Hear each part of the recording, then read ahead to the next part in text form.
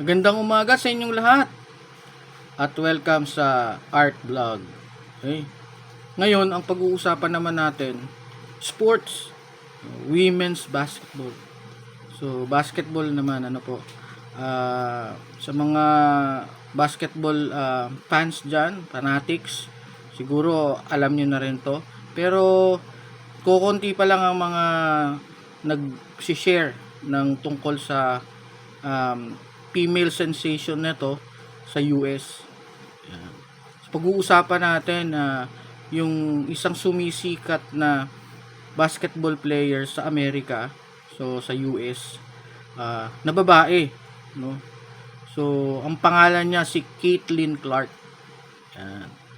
So, ever since nung bata pa ako, mahilig na ako mag-follow sa mga college basketball eh. So para nakikita ko yung mga rising or promising basketball player, no, tulad nung panahon ni Michael Jordan, no. So napanood ko yon bago siya mag-pro, mag-NBA. Kay LeBron, napanood ko rin yung mga laro niya bago siya pumasok sa NBA. Si Stephen Curry lang ang hindi ko na napanood, no. So, ito ngayon merong sumisikat na bagong NBA player, WNBA player pala, sorry. Na sikat ngayon.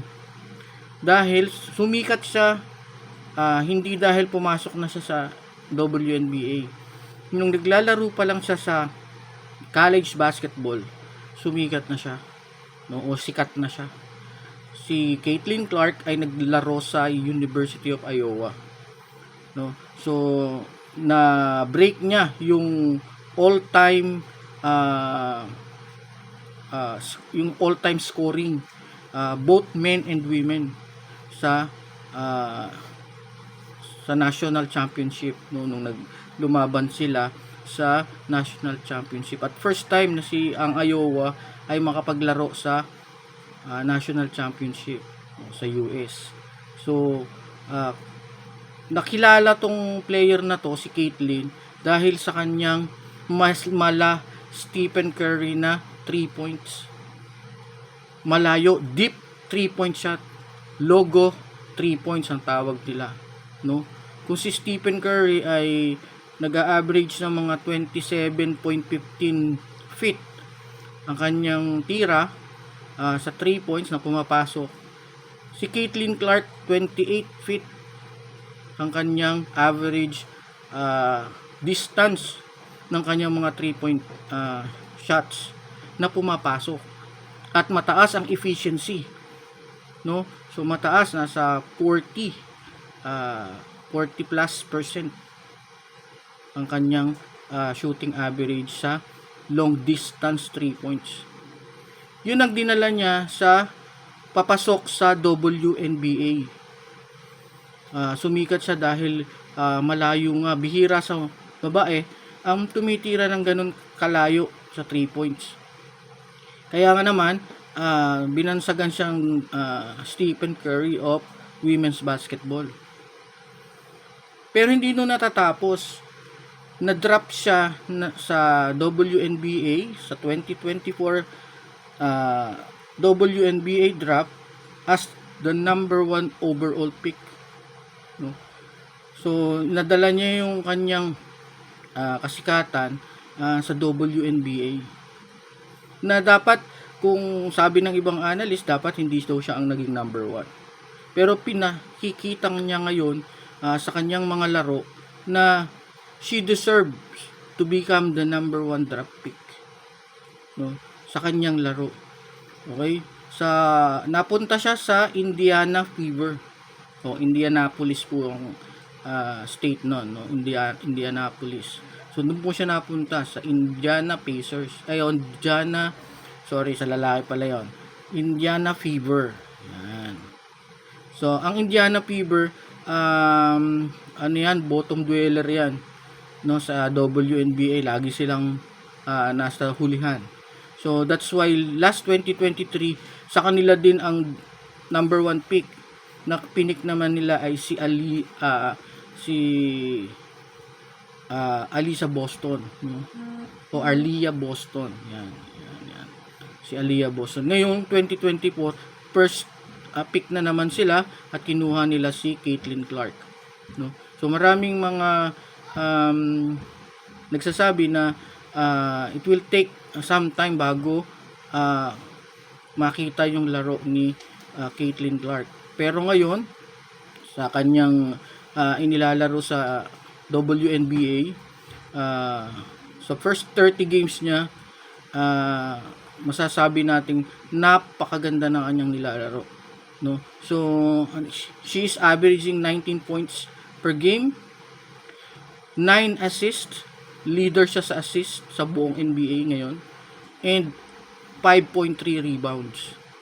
So ang ganda ng kanyang, para siyang kung maglaro siya, para siyang ang kanyang 3 points parang si Stephen Curry.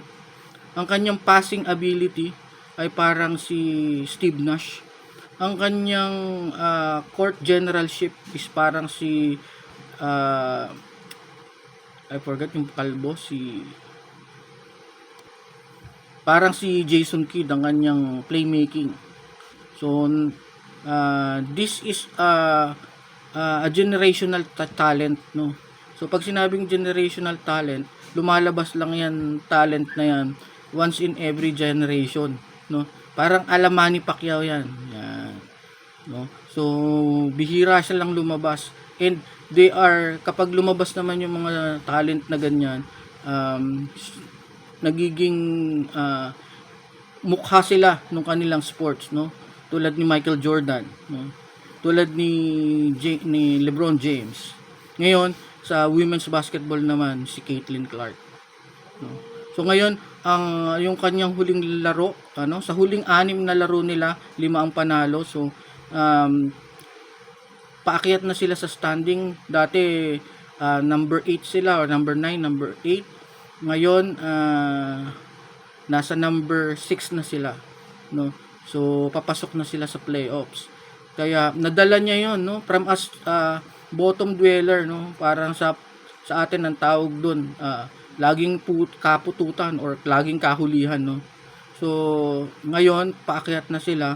So ibang impact ang dinadala niya sa laro, no? So meron siyang yung vision niya sa court, napakaganda, no? Yung telegraph pass, yung pasa na wala pa doon sa pwesto na yun yung kanyang teammate, pero nagagawa niyang pumasa, na-anticipate niya na doon papunta yung kanyang kakampi, no? So kaya pag kukunin na lang ng kakampi ang bola, ititira. Nung una, nag-struggle siya sa turnover kasi hindi pa sila nag-gel ng maayos, most likely, kaya ang mga pasa niya hindi na kukuha ng kanyang mga kakampi. Pero nito, nag-gel na sila, yung chemistry nila maganda na, at lahat ng mga kakampi niya nagbe-benefit doon sa kanyang maging magaling na pagtitimon sa opensa. Lahat ng player nabibigyan ng bola. Ang isa sa nung unang mga laban ng laging recipient ng kanyang pasa ay si Aliyah Boston. Nitong huli, pagkatapos ng Olympic Games, si Mitchell naman, no? Si Mitchell naman ang lagi niya napapasahan, ay magaling sa 3-point 'yon. So tsaka si Lexi Hall, kaya napakaganda ng chemistry nila ngayon. At siguro marami sa mga team ngayon na papasok na sa playoffs, ayaw silang makaharap kasi yung kanilang momentum going into the playoffs ay napakataas at napakaganda. Kaya kung hindi nyo pa kilala ang player na to, at para hindi kayo mahuli sa balita, lalo na kung ikaw ay fan ng basketball, try mo i-search si Caitlin Clark sa Google, no, para makita mo at mapanood mo sa YouTube yung mga laro niya na napakaganda. Hindi mo akalain na yung laro niya ay ang naglalaro ay babae. Tumitira yan sa logo, no? Sa logo, ang layo. Kaya napakasarap panoorin. Kaya kung hindi mo pa siya kilala, yan, kaya inaano ko ngayon. Kasi kukunti pa yung mga mainstream vlogger na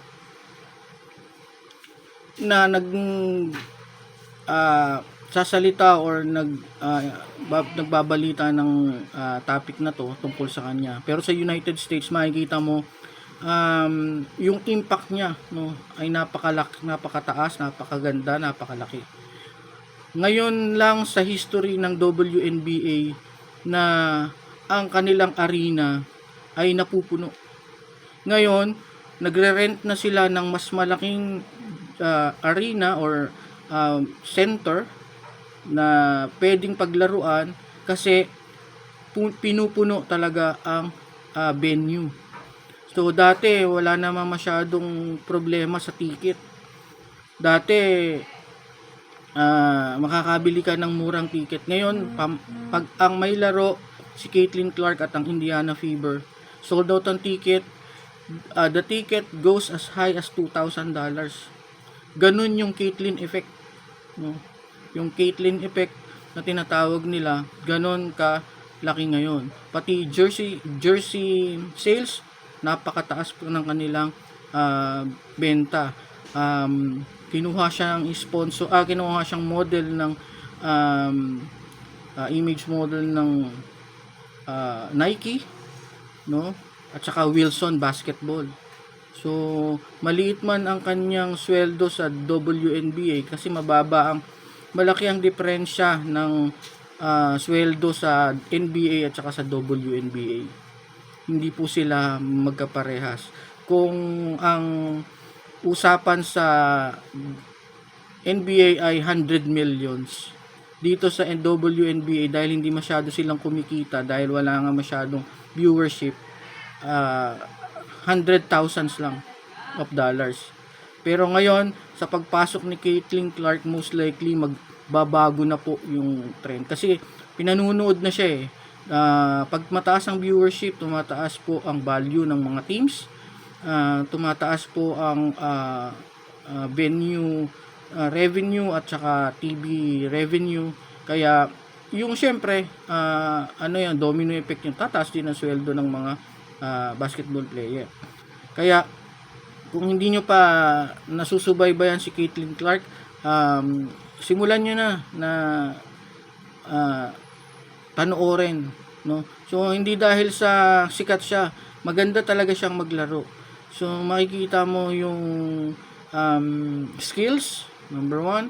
Makikita mo yung kanyang team, yung team first, no? Siya, yung una muna yung kanyang kupunan bago ang kanyang sarili, at yung kanyang impact sa game, no? At saka yung kanyang leadership, makikita natin. At saka yung never say die attitude.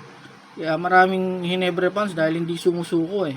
So etong player na to merong never say die mentality. Ayaw niya na sa tatalo siya. Pag nag-miss siya ng shot, at lalo na especially clutch or crucial, talaga siya, yung focus niya nandun. So kung hindi pa ninyo sinusubaybayan si Caitlin Clark, ako isa sa mga fans niya dito sa Pilipinas. So subaybayan nyo na yung kanilang kupunan. Maraming salamat sa panonood ng video natin ngayon. Salute.